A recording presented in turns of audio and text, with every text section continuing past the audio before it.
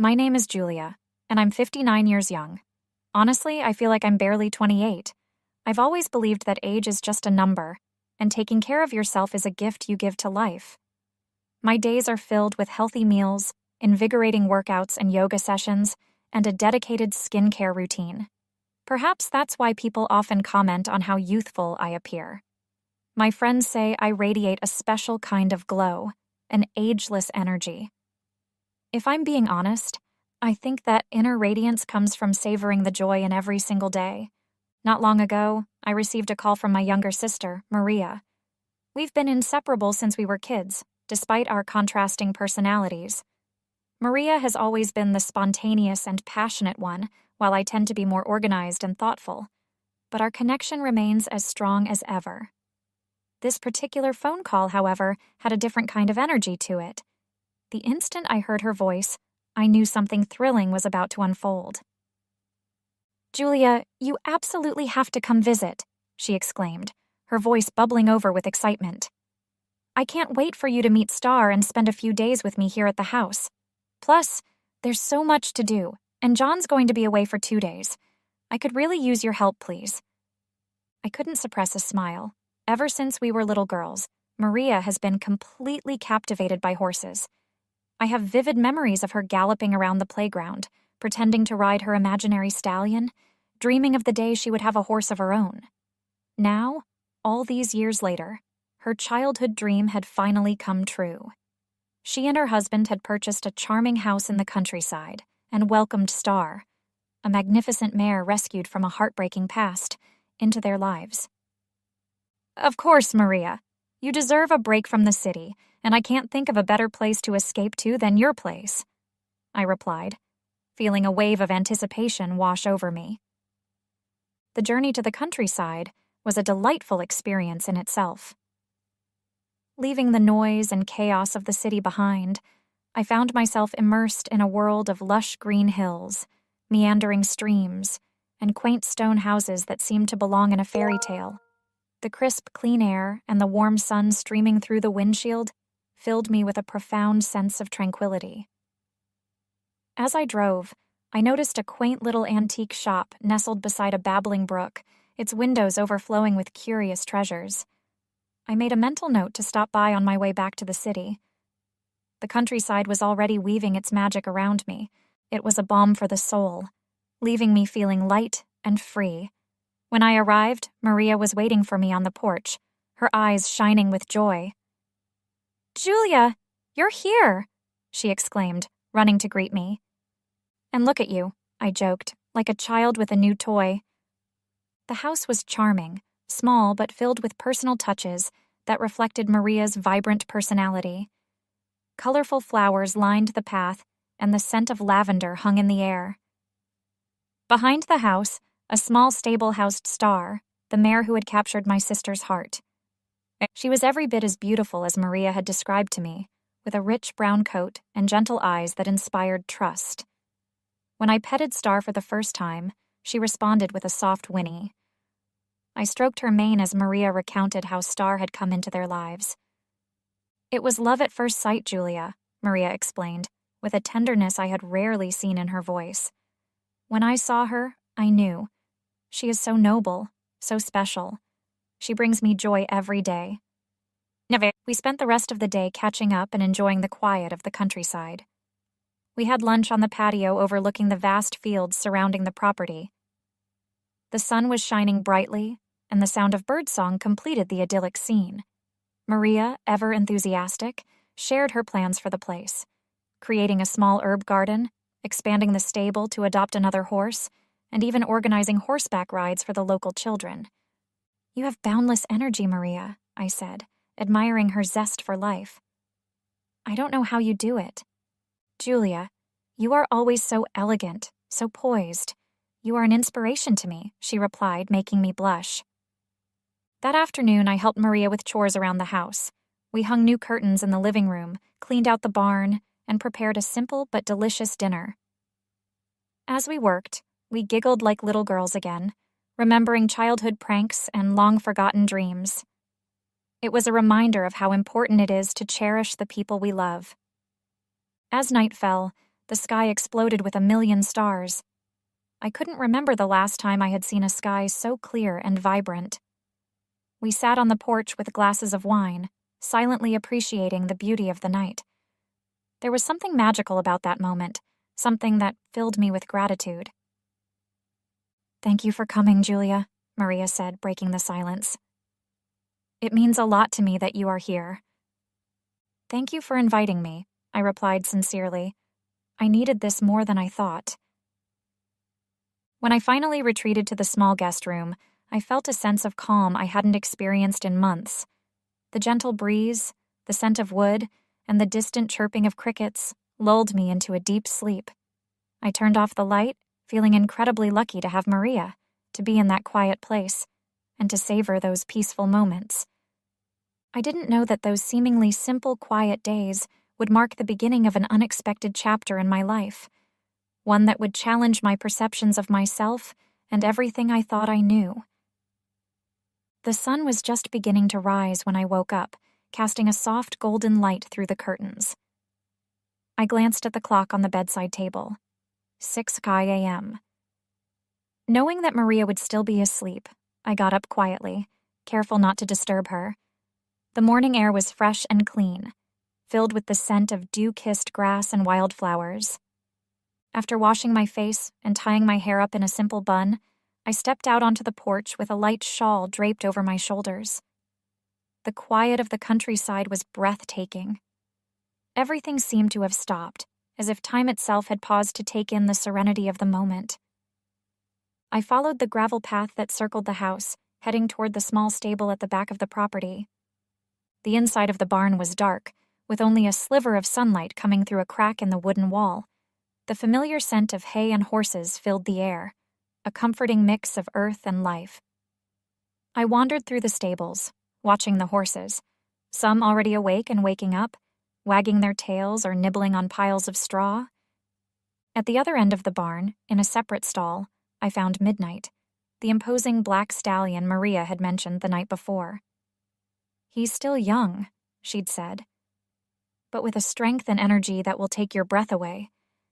Her voice held a mix of pride and affection. I stopped in front of her stall, resting my hands on the wooden door. Midnight was truly a magnificent creature. Her sleek black coat seemed to absorb the dim light, and her muscles rippled with each graceful step. Her dark eyes met mine, sending a shiver down my spine. There was something unsettling about his gaze, as if he could peer into my soul. "Hello, Midnight," I whispered, hesitant to break the silence. He flicked his ears in my direction, acknowledging my presence. Encouraged by his apparent calm, I gathered the courage to open the stall door and enter. At first, I kept a safe distance away, awed by his size and power. But slowly, I moved closer, reaching out my hand toward his snout. When my palm finally made contact with his velvety skin, I felt an unexpected warmth, a connection I couldn't explain. Instead of moving away, Midnight closed his eyes briefly, seeming to savor the touch. "You're a good boy, aren't you?" I murmured, continuing to stroke his snout. Each caress was met with surprising calmness, a stark contrast to the energy Maria had described. But as I continued to stroke him, a strange sensation began to take over my mind, a sense of awakening that I couldn't quite understand. It was a forbidden thought, one I tried to dismiss immediately. "He's an animal, Julia," I scolded myself. But the thought lingered, a shadow that refused to dissipate. I stepped back, my heart pounding uncomfortably. "This is ridiculous," I muttered, nervous. I hurried out of the barn, seeking the fresh air to calm my nerves. I walked around the garden, trying to focus on the birdsong and the rustling of leaves, but the unsettling feeling persisted. The rest of the day was a blur of activity and tense silences. Maria and I busied ourselves with household chores, cleaning the house and preparing dinner.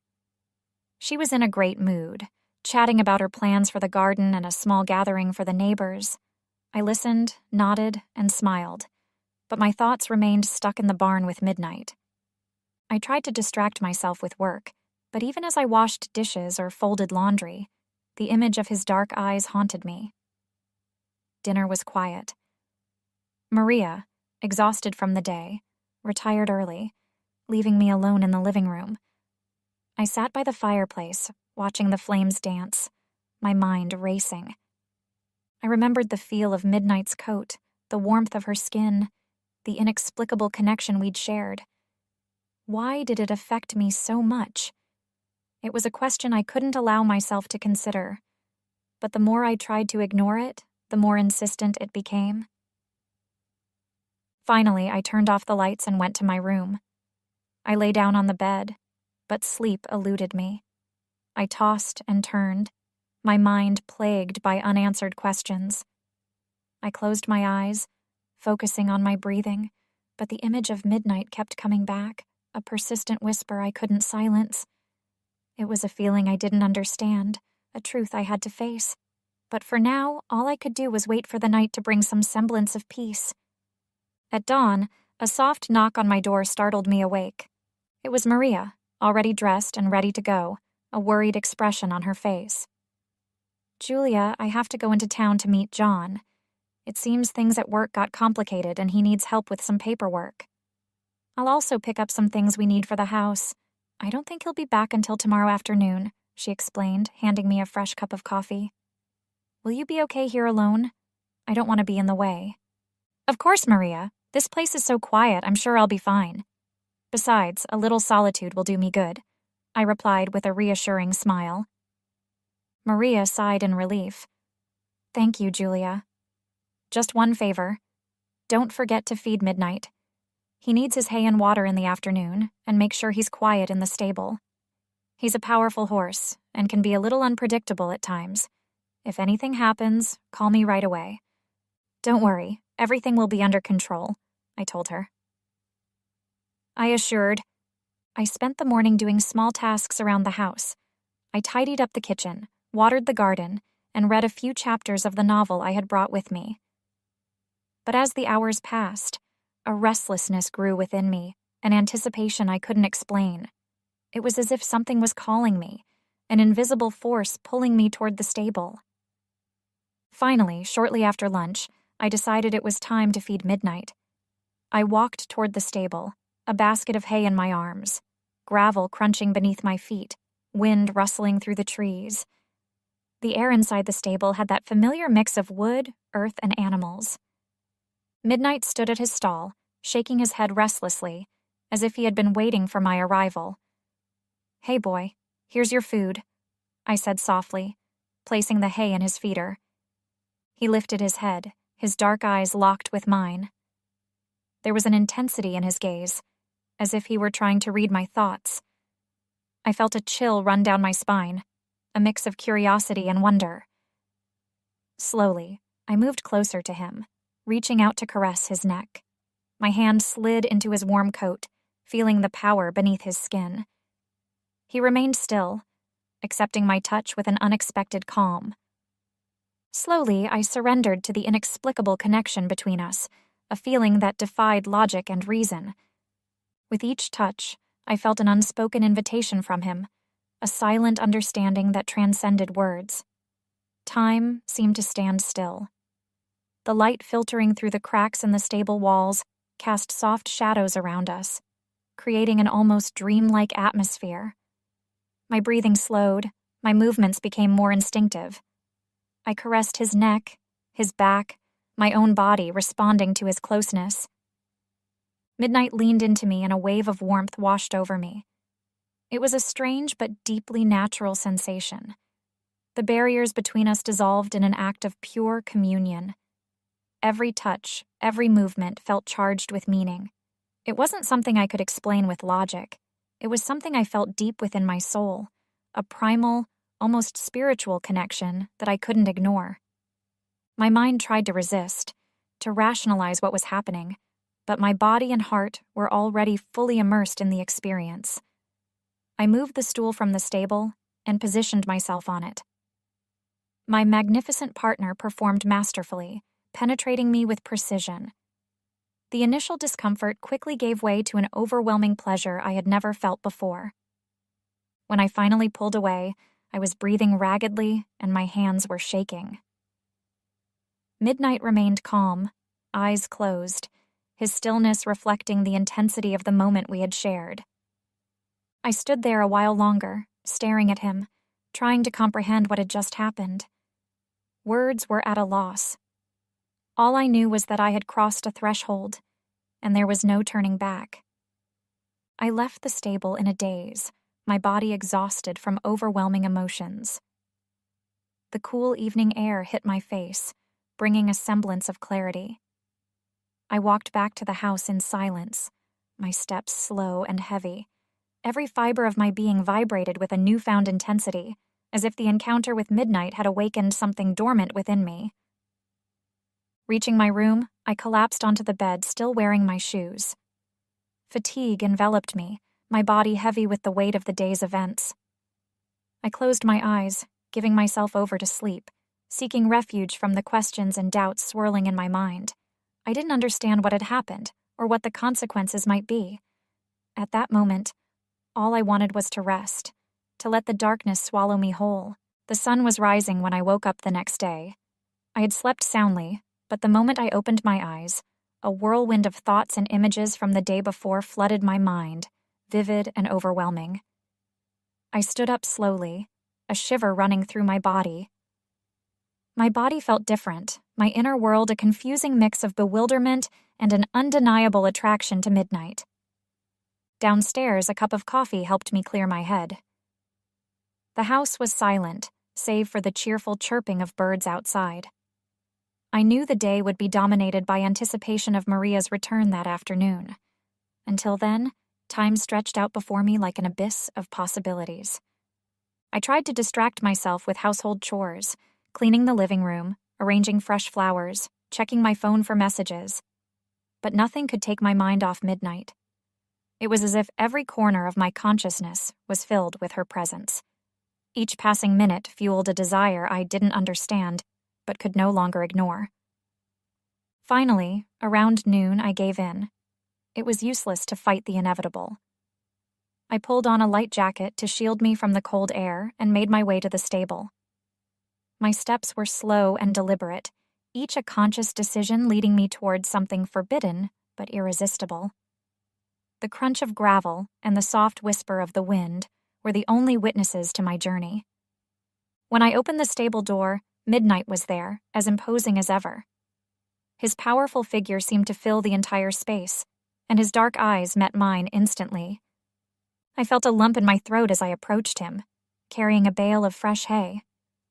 "Hello, boy," I said softly, almost in a whisper. He turned his head toward me, acknowledging my voice, accepting my presence.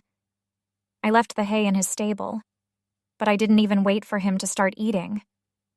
There was something in his gaze that drew me in, compelling me to approach without hesitation. I reached out and he lowered his head, allowing me to pet his snout. The contact sent a jolt of electricity through me, igniting a fire already burning within me. My breathing quickened as I ran my hand along his neck, his back, feeling the muscles ripple beneath his warm, soft fur. Midnight remained still, as if he understood the gravity of the moment. His calm contrasted with my own inner turmoil, but it also gave me a sense of security, a confirmation that what was happening was inevitable. I gave myself over to the moment, to the inexplicable connection that seemed to erase all boundaries. Every movement, every touch, was charged with an overwhelming intensity.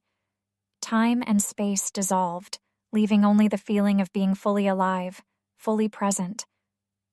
The barn was shrouded in an almost sacred silence, broken only by the sound of my labored breathing and Midnight's gentle movements.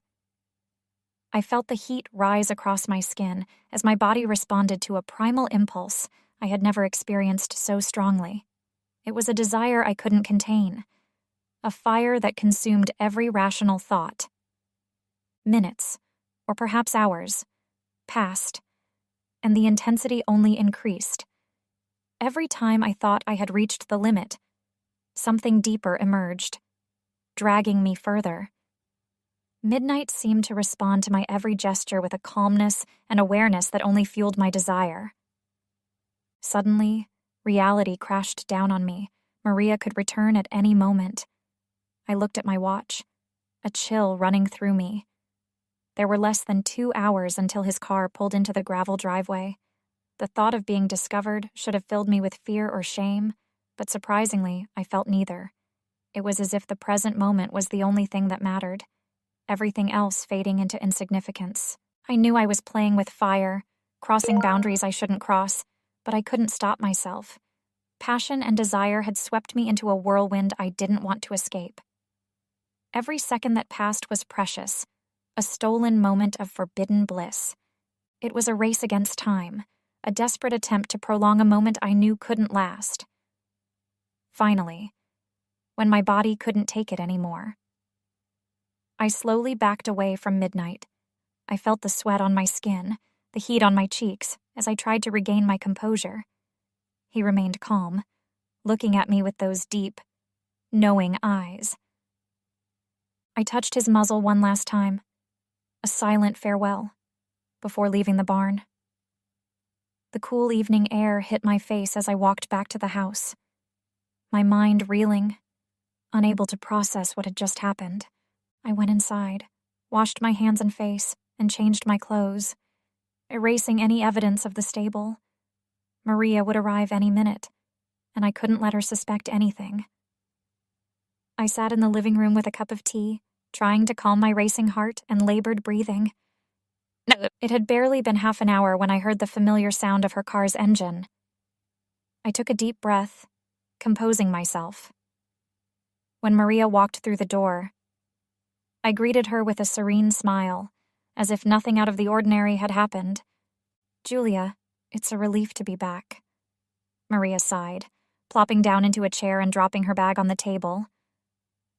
"How was everything around here? Did Midnight behave?" "Everything was perfect," I replied in a firm voice. "The stable is in order, and Midnight was quiet." She smiled, oblivious to the agitation I had experienced moments before. "That's great to hear." She began to tell me in detail about her day in the city, and I listened intently, my secret well hidden. I listened to Maria, nodding and responding when appropriate, but my mind remained fixed on those stolen moments in the barn, moments that seemed to belong to another reality. I knew they were meant to remain secret, buried deep within me. But I also knew I would never forget them. They had changed something inside me. Something I couldn't quite understand, but something that would stay with me forever. The setting sun illuminated the room with a warm glow. We sat around the table, enjoying the simple but delicious dinner Maria had prepared. John, her husband, had just returned with a bottle of wine he had bought in town.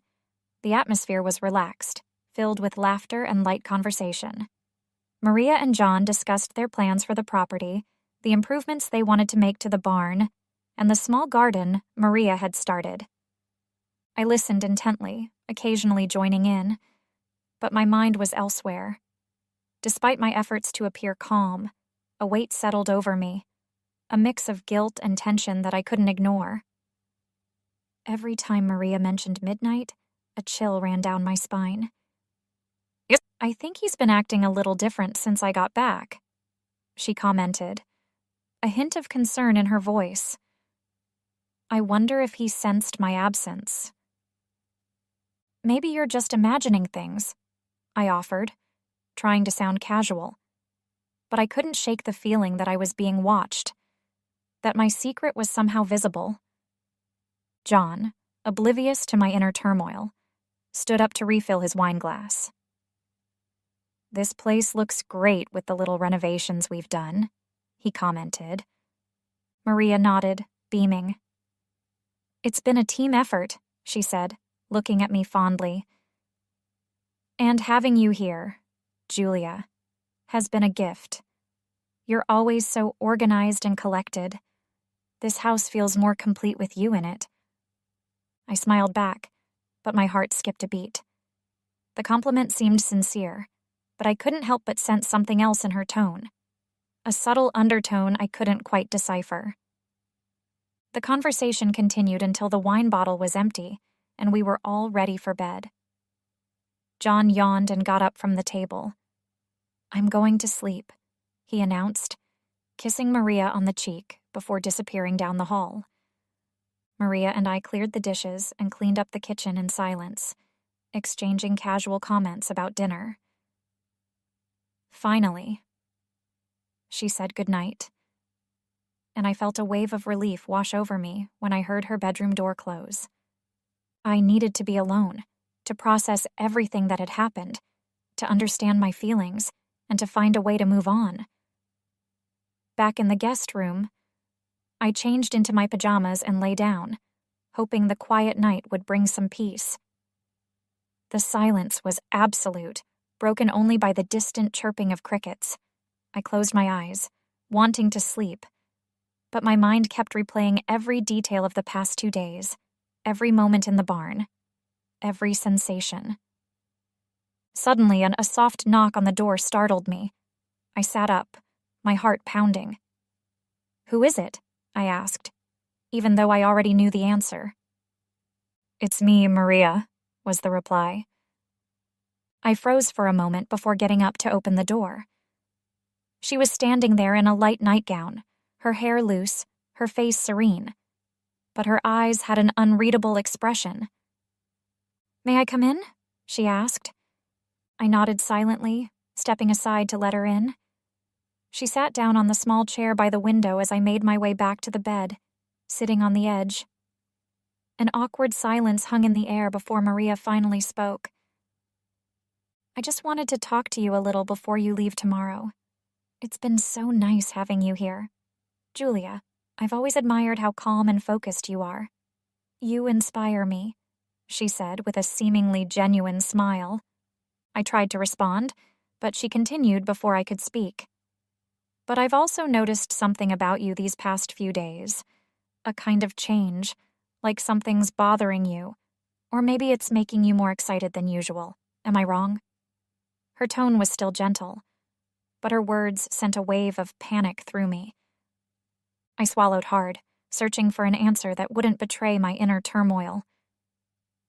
"I don't know what you mean. Maria. Maybe it's just the tiredness. Or the peace of the countryside.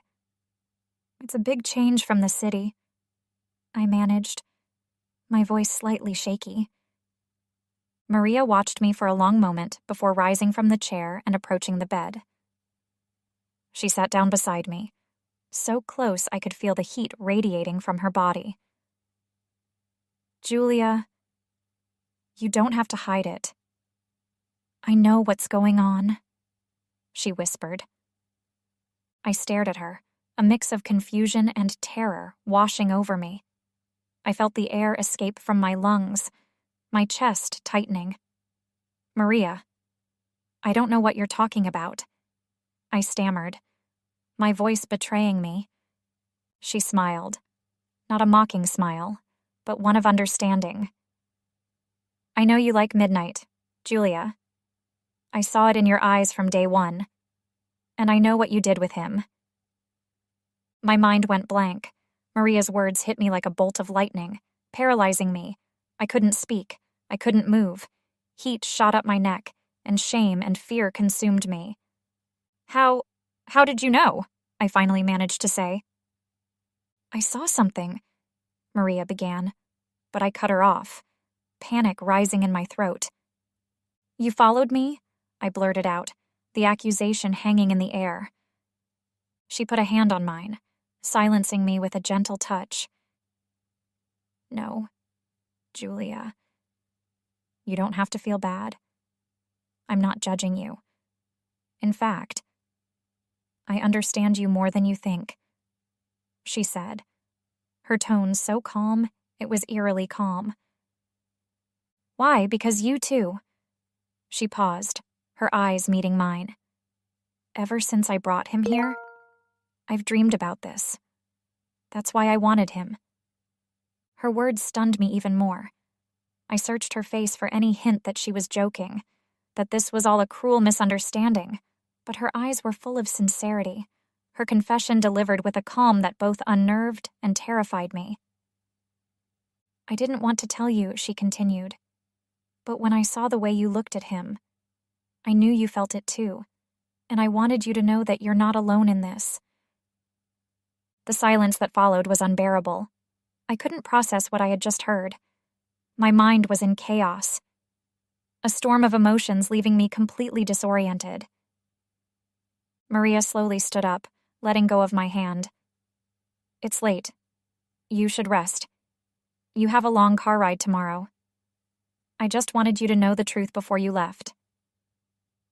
Without another word, she left the room and closed the door softly behind her. I sat there on the bed, staring at the door as if I expected her to come back. But she didn't. Silence enveloped the house once again. But this time it wasn't comforting. It was heavy, suffocating, filled with unanswered questions. I knew I wouldn't sleep that night, or probably for many more nights. Everything I thought I knew about my sister, about myself, had changed